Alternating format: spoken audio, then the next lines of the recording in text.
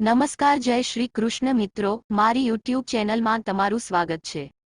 તો ચાલો જાણીએ આ નવો વિડિયો જે શું કહેવા માંગે છે। સવારે ઉઠ્યા પછી ભૂલથી પણ રસોઈ ઘરની આ વસ્તુઓ ન જોવી, નહીંતર રાહુ અને કેતુના પ્રભાવથી અશુભ બને છે અને પરિવારમાં ગરીબી આવે છે। મિત્રો, રસોડું આપણા ઘરનો મુખ્ય અંગ કહેવાય છે। જો ઘર શરીર છે તો રસોડું તેની આત્મા માનવામાં આવે છે। જો રસોઈ ઘરમાં વાસ્તુ દોષ થાય તો તેની અસર સમગ્ર પરિવાર પર પડે છે। તેથી જ વાસ્તુશાસ્ત્રમાં રસોડાને સૌથી વધુ મહત્વ આપવામાં આવ્યું છે અને સવારે રસોઈ ઘરમાં પ્રવેશતાની સાથે જ કેટલીક વસ્તુઓ ન જોવી જોઈએ। સાથે જ એવા કેટલાક કાર્યો છે જે સવારે ઉઠ્યા પછી તરત જ ન કરવા જોઈએ। આમ કરવાથી માતા અન્નપૂર્ણા ક્રોધિત થાય છે અને પૈસાની અછતથી ઘર પરેશાન થવા લાગે છે। સાથે જ પરિવારના સભ્યોમાં કલેશ વધવા લાગે છે અને ઘરની દિશા પણ સાચી હોવી જોઈએ। જો રસોડું ખોટી દિશામાં હોય તો તેનાથી વાસ્તુ દોષ પણ થાય છે। સાથે જ રસોઘરમાં જળ અને અગ્નિની દિશા પણ યોગ્ય હોવી જોઈએ, કારણ કે રસોડા સાથે સમગ્ર પરિવારનું સ્વાસ્થ્ય જોડાયેલું છે। જો આવા ઘરમાં વાસ્તુ દોષ ઉત્પન્ન થાય છે તો તેની અસર પરિવારના સ્વાસ્થ્ય પર પણ પડે છે। વાસ્તુ અનુસાર રસોડામાં સકારાત્મક અને નકારાત્મક બંને ઊર્જા હોય છે, જેનું સંતુલન જાળવવું જોઈએ। જો તમે રસોડામાં અરીસો રાખો છો તો તે ખૂબ જ અશુભ માનવામાં આવે છે। તેનાથી ઘરમાં નકારાત્મક ઊર્જા અને કલેશ વધે છે। આ સાથે જ રસોઈ ઘરમાં પૂજા રૂમ પણ ન હોવો જોઈએ, કારણ કે ઘણી વખત રસોડામાં દુર્ગંધ ફેલાય છે જે પૂજા રૂમની સકારાત્મક ઊર્જા પર અસર કરે છે। આવો અમે તમને જણાવીએ કે સવારે ઘરમાં શું ન જોવું જોઈએ અને શું કાર્યો ન કરવા જોઈએ। રસોડું હંમેશા ઘરની અગ્નિકોણમાં રસોડાના હંમેશા ઘરની અગ્નિકોણમાં હોવું જોઈએ, એટલે કે દક્ષિણ પૂર્વ દિશાની મધ્યમાં। આ દિશાને અગ્નિની દિશા માનવામાં આવે છે। આ સ્થાન પર બનેલું રસોડું ખૂબ જ સારું માનવામાં આવે છે।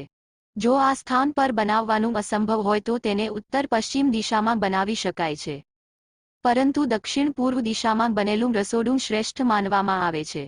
સવારે ઉઠ્યા પછી રસોઈ ઘરની ન જોવી આ વસ્તુઓ। મિત્રો, રસોડામાં માં અન્નપૂર્ણાની તસવીર અવશ્ય હોવી જોઈએ અને મહિલાઓએ સવારે સ્નાન કર્યા વિના રસોડામાં કોઈ પણ કામ શરૂ ન કરવું જોઈએ। આવું કરવું અનુચિત માનવામાં આવે છે। મહિલાઓએ સ્નાન કરીને માં અન્નપૂર્ણાને નમસ્કાર કર્યા પછી જ રસોઈ ઘરનું કામ કરવું અયોગ્ય માનવામાં આવે છે। આમ કરવાથી માં અન્નપૂર્ણાના આશીર્વાદ રહે છે અને ઘરમાં સુખ સમૃદ્ધિ આવે છે। સવારે ઉઠ્યા પછી તરત જ રસોડામાં જાય તો છરી જેવી વસ્તુઓ ન જોવી જોઈએ। આવી વસ્તુઓ નકારાત્મક ઊર્જા ફેલાવે છે। સવારે આ વસ્તુ દેખવાથી વ્યક્તિ પર નકારાત્મકતાનો અસર પડે છે, સાથે જ ઘરમાં કલેશ પણ વધે છે।